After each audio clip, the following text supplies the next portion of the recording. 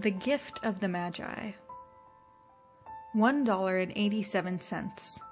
That was all.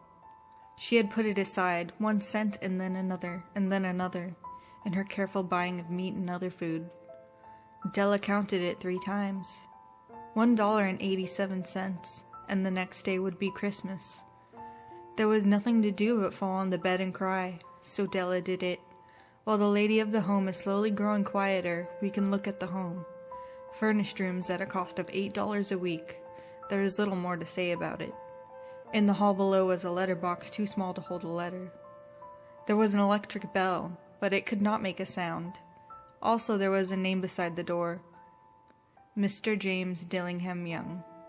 When the name was placed there, Mr. James Dillingham Young was being paid $30 a week. Now, when he was being paid only $20 a week, the name seemed too long and important. It should perhaps have been Mr. James D. Young, but when Mr. James Dillingham Young entered the furnished rooms, his name became very short indeed.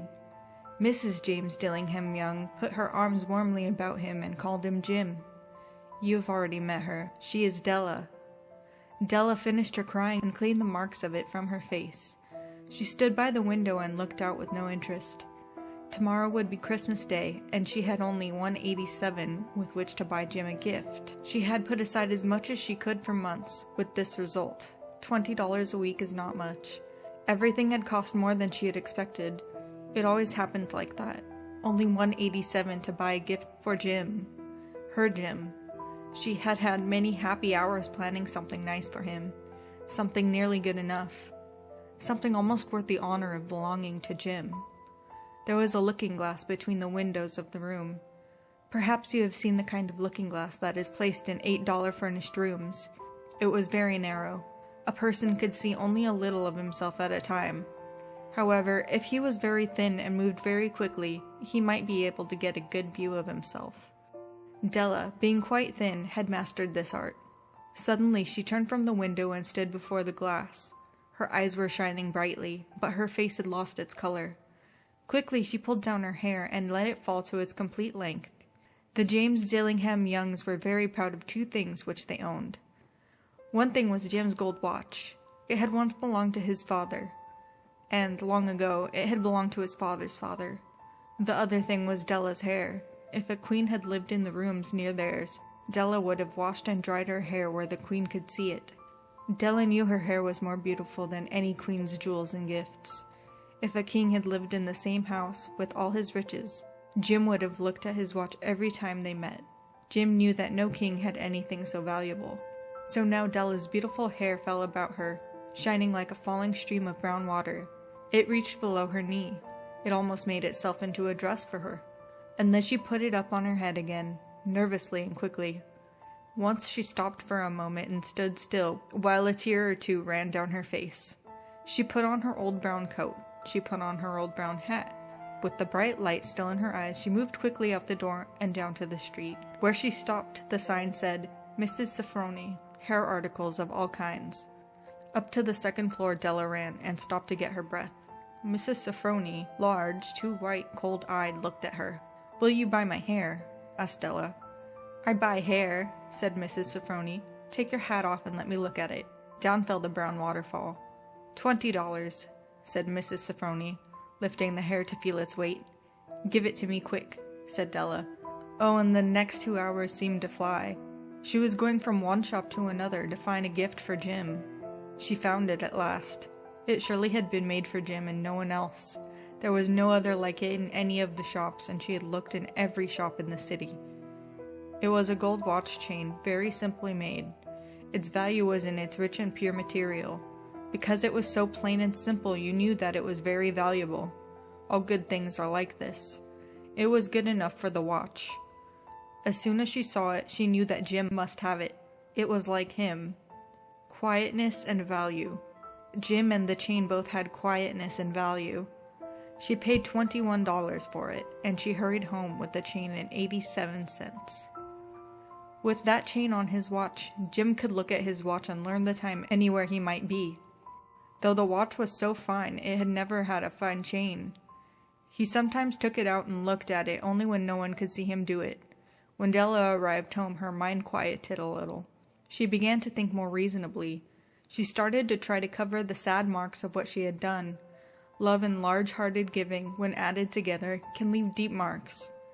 It is never easy to cover these marks, dear friends, never easy. Within 40 minutes, her head looked a little better.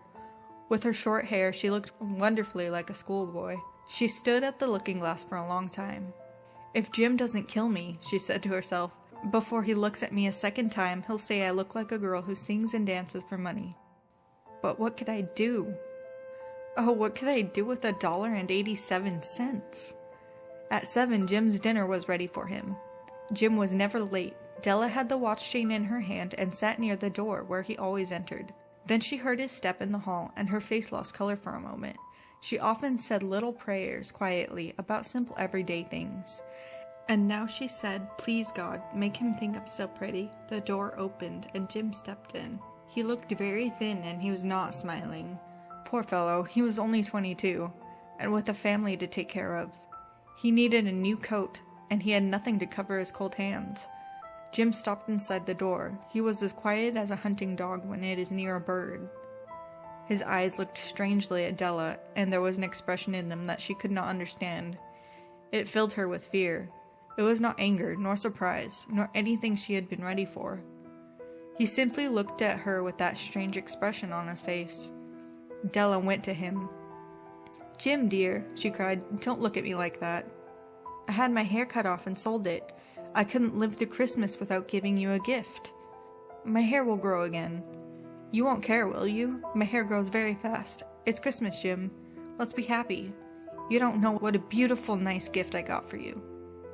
"You've cut off your hair?" asked Jim slowly. He seemed to labor to understand what had happened. He seemed not to feel sure he knew. "Cut it off and sold it," said Della. "Don't you like me now? I'm me, Jim. I'm the same without my hair." Jim looked around the room. "You say your hair is gone," he said. "You don't have to look for it," said Della. "It's sold, I tell you. Sold and gone, too. It's the night before Christmas, boy. Be good to me, because I sold it for you. Maybe the hairs of my head could be counted," she said, "but no one could ever count my love for you. Shall we eat dinner, Jim?" Jim put his arms around his Della. "For 10 seconds, let us look in another direction. $8 a week for $1 million a year. How different are they? Someone may give you an answer, but it will be wrong. The Magi brought valuable gifts, but that was not among them. My meaning will be explained soon." From inside the coat, Jim took something tied in paper. He threw it upon the table. "I want you to understand me, Dell," he said. "Nothing like a haircut could make me love you any less. But if you'll open that, you may know what I felt when I came in." White fingers pulled off the paper, and then a cry of joy, and then a change to tears. For there lay the combs that Della had seen in a shop window and loved for a long time. Beautiful combs, with jewels, perfect for her beautiful hair. She had known they cost too much for her to buy them. She had looked at them without the least hope of owning them. And now they were hers, but her hair was gone. But she held them to her heart, and at last was able to look up and say, "My hair grows so fast, Jim." And Jim had not yet seen his beautiful gift. She held it out to him in her open hand. The gold seemed to shine softly, as if with her own warm and loving spirit. "Isn't it perfect, Jim? I hunted all over town to find it. You'll have to look at your watch 100 times a day now. Give me your watch. I want to see how they look together." Jim sat down and smiled. "Della," said he, "let's put our Christmas gifts away and keep them a while. They're too nice to use now. I sold the watch to get the money to buy the combs, and now I think we should have our dinner." The Magi, as you know, were wise men, wonderfully wise men, who brought gifts to the newborn Christ child. They were the first to give Christmas gifts. Being wise, their gifts were doubtless wise ones. And here I have told you the story of 2 children who were not wise. Each sold the most valuable thing he owned in order to buy a gift for the other.